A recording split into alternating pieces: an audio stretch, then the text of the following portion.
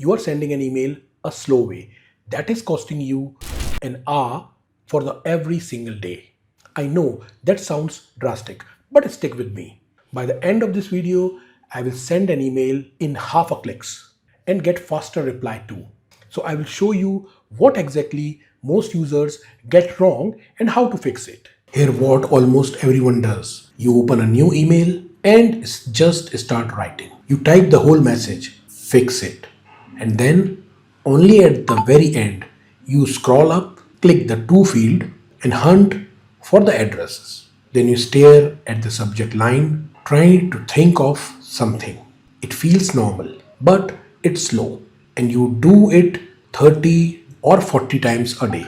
That's where the R goes. So let's flip the order completely and do the email the way Outlook actually want you to do.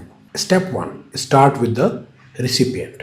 Click the to field and just start typing the name. Outlook autocomplete from everyone you have mailed before.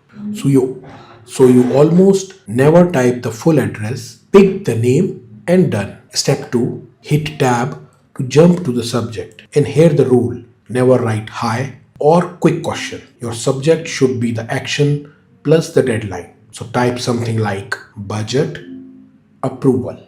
Needs your OK by Friday. Now the reader knows what you want before they even open it.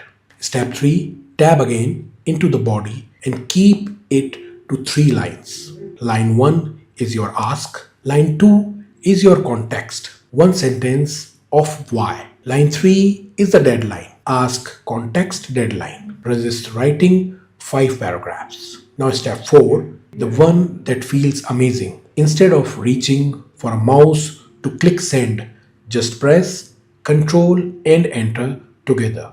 Send instantly and your hands never leave the keyboard. Here why it matters. An email that says hi, just checking in on that thing gets ignored because the reader had to work to figure out what you want.